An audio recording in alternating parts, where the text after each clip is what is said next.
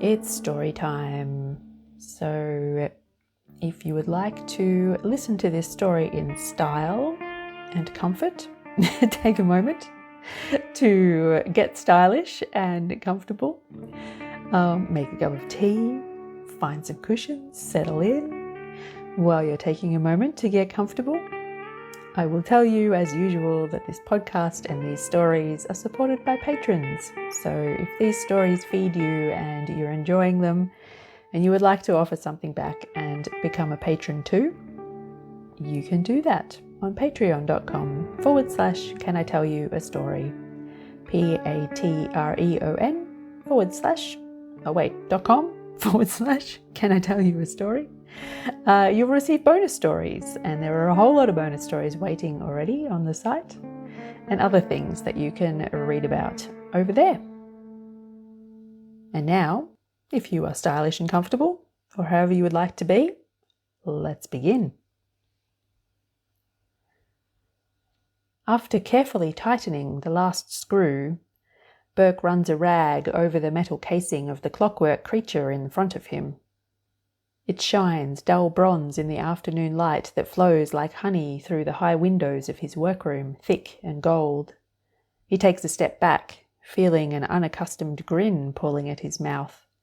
His creation is a thing of beauty, every piece where it should be. It's an armadillo, a clockwork armadillo, and it's going to dig a hole to the other side of the world, specifically to the village that is the residence of a particular monk, a monk that Burke has reason to believe is over 500 years old. The secret of how he manages to avoid dying is one that Burke would very much like to know.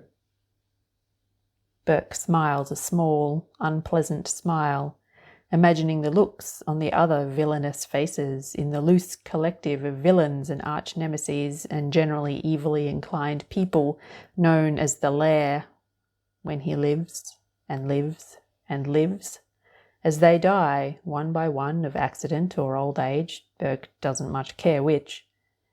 He thinks of the secrets he could gather in 500 years and more. With the aid of an arrangement of pulleys, Burke lowers the armadillo in a sling from the mezzanine to the ground floor of his workshop and walks slowly down the stairs, savouring the moment like a fine cigar. On the ground floor, a section of floorboards have been removed to reveal bare earth. Here the armadillo rests, waiting. Burke slides back the concealed panel in its side and winds the small silver key underneath it. He slides the panel back over the key and steps up onto the floorboards that remain. He watches the shining bronze armadillo, barely breathing. The armadillo comes to life. Its movements are jerky at first as it turns in a circle, smoothing out as its feet get used to walking in sync. It clicks softly as the clockwork unwinds and the bronze skin Burke created to fit together like scales over its iron frame chime together. It flexes its claws in the bare earth. It starts to dig. Burke lets out a whoop and punches the air. "All right, Mr. B," comes a voice from outside the workshop. It's Churl, his head henchman. Burke allows himself to dance a small jig as the armadillo continues to dig a hole in the floor. "Never better, my man, never better," he calls back, elation making him uncharacteristically verbose. Churl knows better than to ask any further questions. Burke is a man of many secrets and few answers. His definition of trusted henchman is someone who gets to stand outside the door and is told to hear nothing. No one passes through that door but Burke himself. Burke spends the next hour grinning from ear to ear as the clockwork armadillo digs itself into the deepening hole. He tidies away all sign of armadillo construction from the workshop. He locks the carefully constructed spare parts and his notes and sketches and blueprints in a locker next to several other identical lockers. Trust no one, even here in his inner sanctum. Secrets are meant to be discovered by Burke and no one else, and then kept. The daylight is beginning to fade when Burke realizes there's no noise coming from the hole. A cold certainty starts at his ears and slides down his body until all of him is gooseflesh. The key. It needs to be wound, and the tunnel is too small for Burke to fit down to wind it. How could he have overlooked that? Burke paces the workshop into the night and comes up with nothing. He's going to have to ask for help. "Churl," he growls through the door. "Ready, Penny." Churl rocks back on his heels, relaxing. This is more like the Burke he knows. "Yes, boss," he calls back. Churl wheels Burke's shiny black and chrome penny farthing out of its custom-built garage next to the workshop and sets a small stepladder next to it. On the front of the bicycle is a black wicker basket with black plastic daisies on it. In the basket is Hex, Burke's large, white, fluffy cat, blinking balefully. He looks blurry, the spectres of 8 other white, fluffy shapes drifting around him in a corona of cats, the ghosts of his past lives. Burke emerges from his workroom and locks the door behind him with 5 different keys turned in 5 different locks. He clips his keyring to his belt, adjusting his cuffs and checking his silver cufflinks as he turns to his waiting bicycle. His cufflinks are shaped like eyes, milky white stones set into the iris, making them look blind. He climbs the stepladder and settles himself on his bicycle. Churl folds the stepladder and passes it up to him. It's got straps on the back, so he can wear it as a backpack in case of unexpected dismounts, causing the unexpected need to remount somewhere impractical. He pedals into the dark, a trail of ghostly cats drifting behind him, subtly changing the landscape as they pass. A lamp morphs from curved to straight. A tree shifts from oak to elm. A confused late-night pedestrian loses his long dark jacket and gains a 3-piece suit with a fob watch in his pocket. Burke doesn't know why the ghosts of Hex have this effect on reality, but they have their uses. When he arrives at the lair, almost all the chairs around the large round table are filled. The table has to be round so there isn't a head, because the few times the villains, being, for the most part, megalomaniacs, voted on who should sit at the head, the vote always came back a draw at 1-1. Burke settles himself in one of the remaining chairs, gathering Hex into his lap. He swivels around to face the table. His face, like all the others, is in darkness. A spotlight from above illuminating only hands, caressing the various animals held on each villain's lap. Cats, predominantly, although one villain present seems to be having trouble with a small demonic squirrel with its fangs buried deep in their thumb. "I have a need," says Burke into the silence. The silence deepens. "You," says a voice from the shadows above a cat with no hair that looks like an angry, misshapen gnome. "Need something? From us? Are you going to tell us what it is, or is that a secret too?" There are titters from around the table. Burke frowns, glad that no one can see his face. "I will tell you this," he says, thankful for his long-practiced poker voice. "I need a small person, one who is not afraid of confined spaces or of the dark. And in exchange you are offering—" "I will trade the services of a large person who isn't afraid of anything." Burke thinks of Burl, twin of Churl. He doesn't have enough imagination to be afraid of anything, which is a useful trait in a henchman. There is silence around the table, various hands stroking various animals, except for the owner of the squirrel, who is surreptitiously trying to shake it loose. "I will provide such a person." Burke grimaces. He knows that voice, his own arch-nemesis, no doubt planting a spy, and at Burke's invitation it rankles, and yet he has no choice. The armadillo must be wound. "Very well," he says. Hex's white fur is soft under his hand. Have this person report at first light. He scribbles a word on a slip of paper and pushes it across the table. Have them give this password at the gate. My exchange will be at your gate at first light. The gate'll be open, says the voice from across the table. Tell them to come right in. Unseen in the shadows, Burke rolls his eyes. Just as the night is starting to ease towards morning, there's a cheerful knock at the door. Password? I just told that big guy at the gate. Do I look like the big guy at the gate? Don't know. Can't see you on account of there being a door in the way. Burke sighs and pinches the bridge of his nose. I am telling you to tell me the password. Quietly. There's an inaudible whisper from the other side of the door. Not that quietly. Banana hammock. Burke slides back the bolts and opens the door. Standing on the other side of it is a small woman dressed in nondescript black, with long hair and dark eyes. Hello, she says. I'm Constance. At your temporary service. Right, says Burke. Down this hole over here is a clockwork armadillo. You're to climb down to it and wind the key, and then follow it and keep winding it up when it runs down. Ooh, what's it digging up? It's not digging up, it's digging to. Down until there isn't any more down, and then up until it runs out of up. Constance salutes. Burke can't tell if she's mocking him or not, and so he ignores her. She slides into the armadillo hole and disappears from view. Burke paces his workshop, frowning. He checks again that all the drawers and cupboards are locked. They are. He looks for anything left lying around that could give away a secret he doesn't want to tell, finding nothing. Waiting. He doesn't enjoy waiting at all. Time passes. In the hole, the armadillo digs. Constance follows along, winding the key whenever the clockwork runs down, reflecting that this is the easiest job she's had in a long time.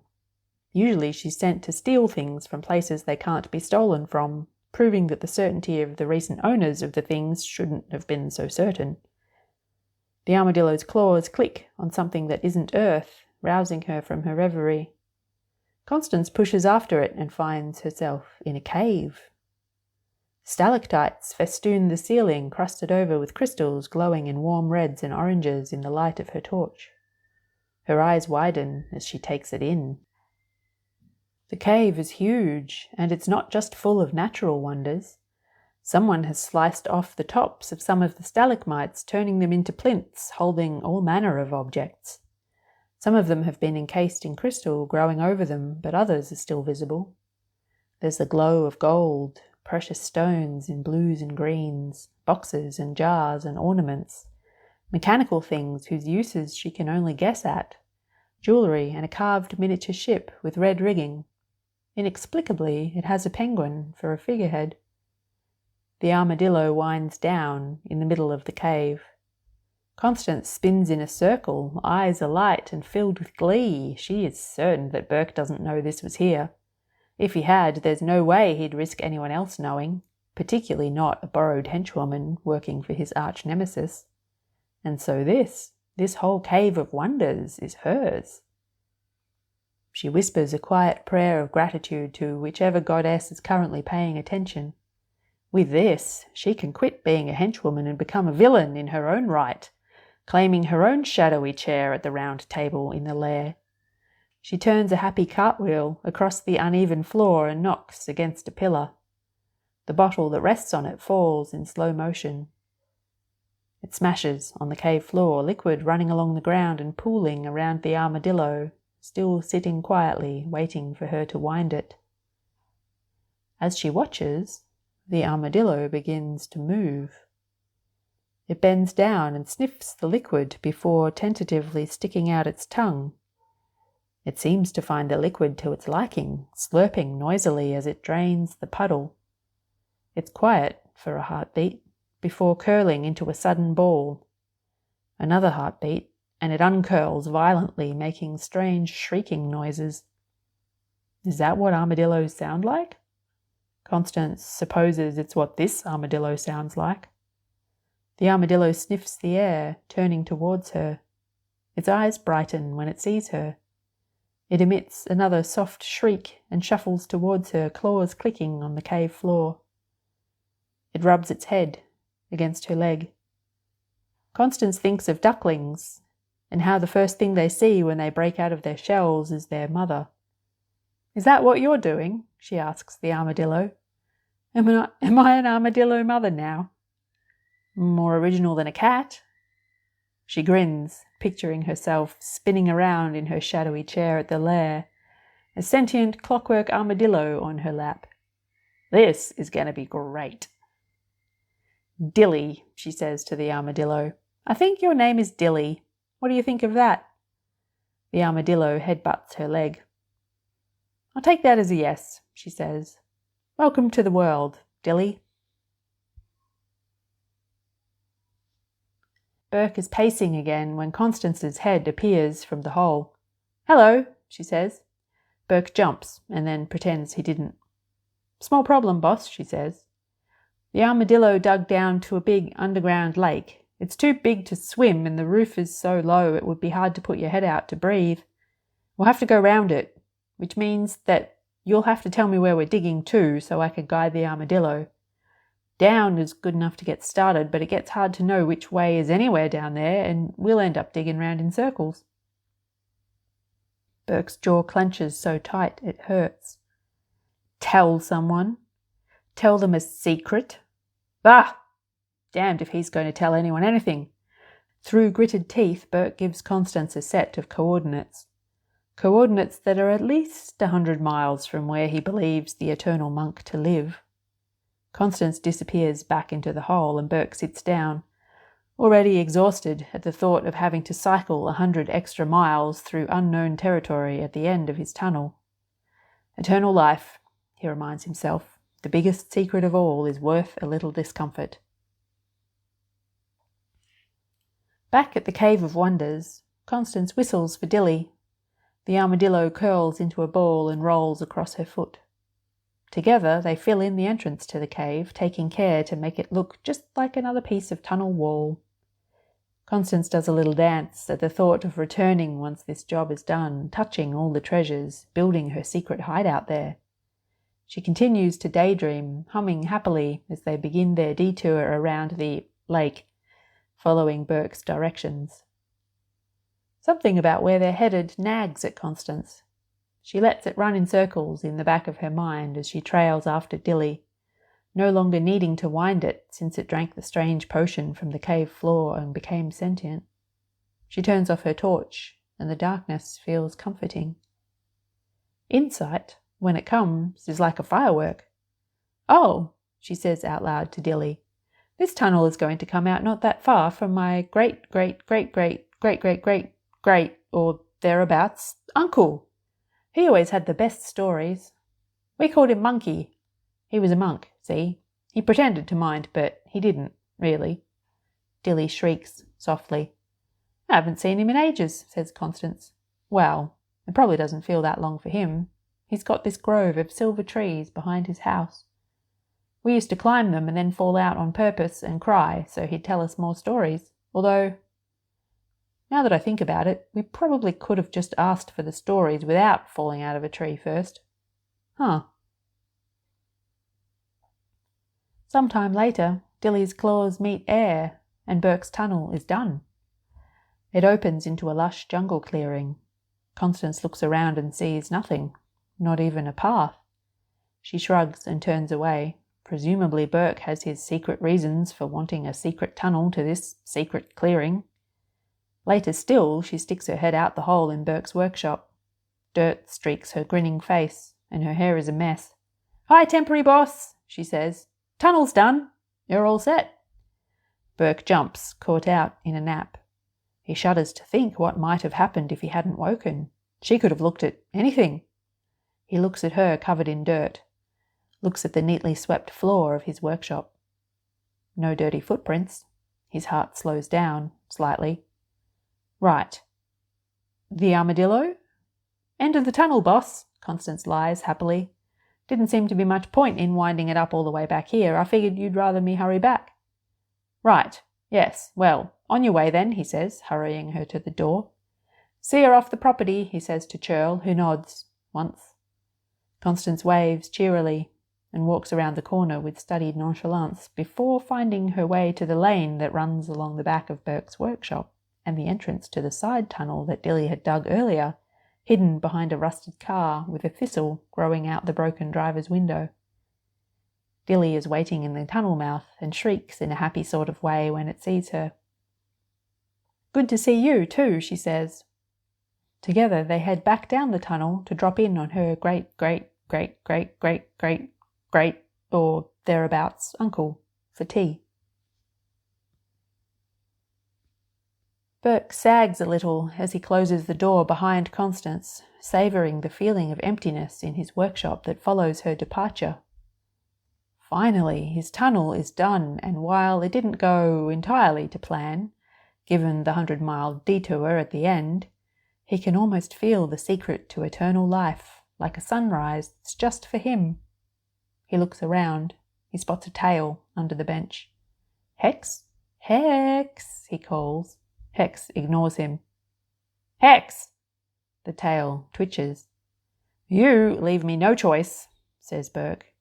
He crosses to the bench and unlocks a drawer above the twitching tail with a small key kept on the keyring at his waist.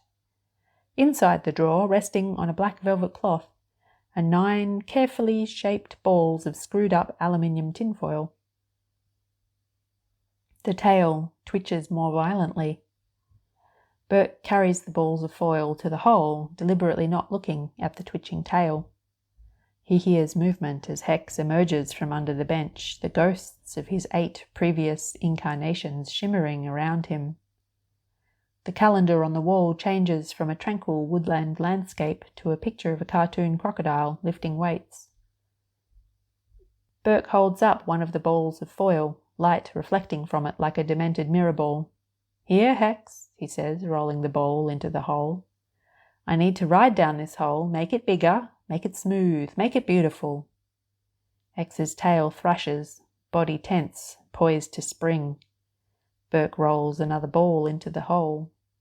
The ghost cats take notice, mirroring Hex, bodies stiff, tails flicking. A rug appears on the part of the floor that still has boards, changing from red shag pile to faux fur giraffe skin, its neck stretching towards Burke. Its eyes are crossed, and it has a pink mohawk. Burke sighs inwardly and ignores it, rolling 7 more foil balls down the tunnel. There's a taut pause after the final ball has gone before Hex pounces. He moves too fast for Burke's eyes to follow, trailing spectral cats in his wake. When the last spectral cat has vanished, the tunnel mouth is wide and inviting, with a smooth floor just waiting for Burke to ride down it and meet his destiny. Burke permits himself a small smile. Churl, he calls. Ready, Penny? Yes, boss, says Churl. Ambling along the tunnel together, 9 small balls of tinfoil bounce past Constance and Dilly. Dilly curls itself into a ball and rolls after them. Constance starts to laugh and then stops. Do you hear that? She says. At first, there's a low, keening moan that might have been the wind if Constance didn't know that the tunnel started in a room where there was no wind. The sound grows more complex, filled with strange whispers and rustling noises. The sound builds to a fever pitch, rising and falling like the notes of a mad symphony. Constance and Dilly flatten themselves against the wall. Hex streaks past, ears flat to his skull, intent on the chase. His voice can be heard above the rest, a wild yowl that reverberates in their bones. The ghost cats add their own eerie harmonies, mewing and howling in a strange, discordant chorus. The whirlwind passes, and the sound gradually fades, leaving only a faint echo of a strange and unsettling melody. The tunnel around them has been transformed. The floor is paved with smooth stones, and lights are set into the walls at evenly spaced intervals. Constance laughs. Wow! Come on, Dilly, we better hurry. Looks like Burke's not wasting any time. They reach the side tunnel they'd dug earlier. They'd disguised it by shoving a few rocks across the entrance and hoping for the best, but after Hex's passing and the tunnel's transformation, there's a chain across it with a warning sign. No entry, it says. Dead end. Huh, says Constance, ducking under the chain. Never would have thought of that. Burke cycles through his tunnel, whistling a jaunty tune to himself, thinking about all the things he'll do once he holds the secret to eternal life. Most of them involve gloating. Slowly, a glow appears ahead of him, getting brighter until he rounds a bend and finds himself at the end of the tunnel. He cycles to the tunnel mouth and waits for his eyes to adjust to the bright daylight. Hex and the ghost cats are nowhere to be seen. The armadillo is also absent. What there is jungle. Lots and lots of jungle. Dense, pathless jungle, alive with the sounds of insects. And directly ahead, Burke looks up, and up. Directly ahead is an enormous mountain. The mountain is smoking, and the eternal monk lives on the other side of it. Burke dismounts and takes a step into the jungly undergrowth of the clearing. Spiked plants catch at his trouser legs. He bites back a scream of frustration. He looks around. There's no one to hear him. Burke's next frustrated scream is loud and clear. A flock of brightly coloured birds burst from the trees across the clearing, imitating his scream, scattering across the sky. Pushing his penny farthing, Burke tries another step into the clearing. Vines catch in the spokes. Burke takes a deep, calming breath. It doesn't work. He looks back at the tunnel mouth. There's no way to extend it anywhere. Constance has gone, and the clockwork armadillo is still absent. Burke grits his teeth and takes another step, deliberately not thinking about what he's going to do when he gets to the foot of the volcano. "What ho!" says a voice. Burke spins around. There's no one behind him. A bright blue butterfly floats lazily across the clearing. "Up here, ho!" says a voice. Burke looks up. Hovering some distance above the clearing is a stout man in a hot air balloon. "Need a lift, ho?" Burke feels his limbs grow heavy and tears forming behind his eyes. He hates flying, and now his choices have been reduced to fly or die, or go back down the tunnel and forget he ever heard of an eternal monk. But admitting defeat is the one thing that he hates even more than flying. The stout man lowers the balloon into the clearing. "The name's Nigel, ho?" "Burke," says Burke. With the aid of ropes that Nigel keeps on board, they attach the penny farthing to the side of the balloon's basket. Trying not to show that his legs currently feel like overdone spaghetti, Burke climbs in. His knuckles are white where he grips the basket. Just as Nigel is doing whatever he does to get them airborne again, there's a commotion from the edge of the clearing. Hex shoots out of the jungle, trailing spectres.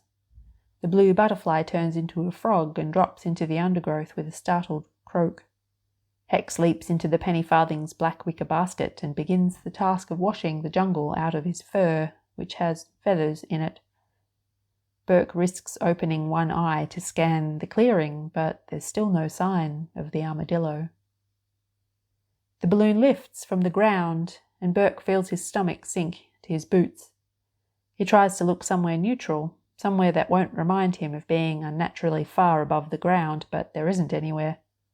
He pretends to be looking at the view and stands with his back to Nigel, eyes screwed shut. Glumly, he tries to decide which is worse, being able to see yourself hurtling into a volcano or not being able to see yourself hurtling into a volcano. "Far be it from me to pry, ho," says Nigel, prying. "But what were you doing in the middle of a jungle on that rather nice old bike, ho? Rather far from anywhere, ho?" Burke opens his mouth, but he's saved from answering when the balloon lifts over the lip of the volcano and the wind catches at it and tilts the basket. "Says Burke. Looking a bit green there, fellow, says Nigel. Says Burke. Right as rain, ho, says Nigel. We'll be over in a jiffy, ho. Hex chooses this moment to finish washing himself and leap out of the penny farthing's basket and onto the rim of the balloon's basket, the ghosts of his past lives lining up behind him. Radiating smugness, he saunters a lap around the edge, peering down into the seething lava far below. Burke wants very much to cover his eyes with his hands, just to make sure no glimmer gets through his closed eyelids, but that would mean letting go of the basket he's clinging to with a death grip, so he doesn't. He thinks about fainting so he doesn't have to be awake, but one of the first rules of being a villain is that you must never show weakness. He takes a deep breath and pretends his spine is made of an iron bar. And then he thinks about how heavy iron is and how far above the ground they are and how iron might cause the balloon to fall from the sky. His ruminations are interrupted by Nigel. "Where are you headed, fellow?" says Nigel. "I can land this thing on a dime, ho." "Well, if it's a rather large dime, you just tell me where and I'll put her down, ho." Burke, green and still holding his secrets close, waves his hand vaguely in the direction they're floating in. "Nah," he says, hoping that Nigel will take his unwillingness to be specific as a symptom of air sickness rather than distrust. Nigel frowns, trying to translate ill and reticent villain speak into a language he can understand. His face clears and he smiles. "Oh," he says, "I know the place. That's right near that fellow they call the Eternal Monk. Interesting chap, ho?" Burke forgets to be afraid for a moment. "Eternal Monk," he says, pretending this is the first he's ever heard of any Eternal Monk. "Oh yes," says Nigel. "Story is, he's lived for hundreds of years, ho? Imagine." "Is that so?" says Burke. "Curious. I'd quite like to meet this Eternal Monk." "Lucky for you you met me, ho? We'll be there in a jiffy, ho?" Burke keeps his eyes shut for the rest of the journey, so he doesn't see the dense jungle give way to sugarcane fields threaded with creeks of clear water. He doesn't see roads start to appear, winding past the roofs of thatched huts surrounded by palm trees. He doesn't see people turning their faces up to watch the balloon, waving as it passes. He does hear Nigel shouting down at them, "What, ho? Lovely day, ho?" Shortly after, the balloon lands with a soft bump. A wave of relief floods through Burke so strong it brings him to his knees. "Sorry, chap," says Nigel, mistaking his collapse. "Should have warned you to hang on, ho?" Hanging on isn't the problem, however. Letting go is the problem. Burke prizes his fingers open from where they're still gripping the rim of the basket. Hex jumps down and disappears down a dirt path, spectres trailing after him. The tree shading the path turns into a festive-looking green and red umbrella. Nigel finishes tying his balloon to a palm tree at the edge of the square they've landed in. "This way, ho!" he says, pausing to admire the umbrella on his way underneath it. "We'll be just in time for a nice cup of tea," says Nigel. "I've never seen him without a cup in front of him, so whenever we got here we'd be just in time for tea." Rounding the corner, they come across a small house with a bench built into the front wall. Sitting on the bench in front of a table with a small stove and a teapot sitting on it is the oldest man that Burke has ever seen. Scattered around the table are boxes with cushions on them.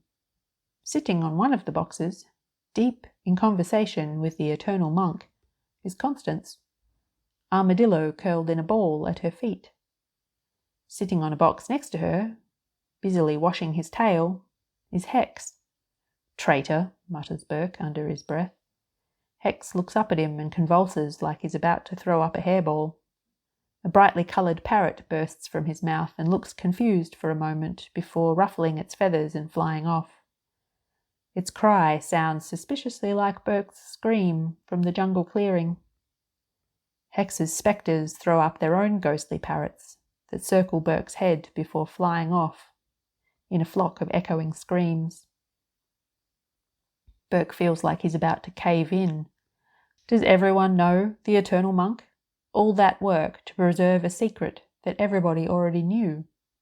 And he doesn't want to think about how he's going to get home.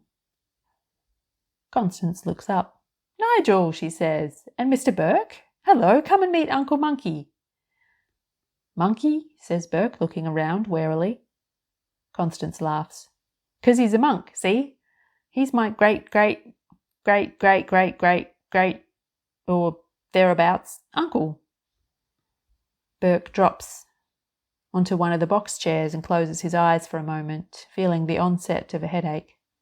All this effort, all this extra way, all this flying just to arrive at a secret location everyone seems to know about already. When he opens his eyes again, the eternal monk is looking at him with a dark, wise gaze. Now here is a man who knows secrets. The tide of crisis recedes slightly as Burke starts to consider how to pry those secrets loose. "Hello," says the monk. "Tea?" "Yes," says Burke weakly. He takes the offered teacup. "The secret is hidden in plain sight, but until you can see the secret, you cannot know it," says the monk. He turns back to Constance. "Now tell me more about this cave of wonders and your promotion. You get your own swivel chair, you were saying." Constance grins. Suspicion blooms in Burke's mind. Cave of wonders? Caves are found under the ground. Under the ground is also where tunnels are dug by unscrupulous hench-people. Burke closes his eyes and lets his head fall against the side of the house with a thud, feeling defeated. "Will this tea grant me eternal life?" he asks, without much hope, eyes still closed. "No," says the monk, "but if you drink enough of it, it's guaranteed to make you need to pee."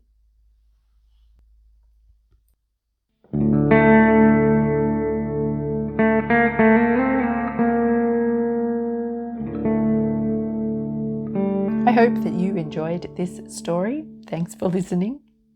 If you did enjoy this story and you want more stories, perhaps you would like to become a patron.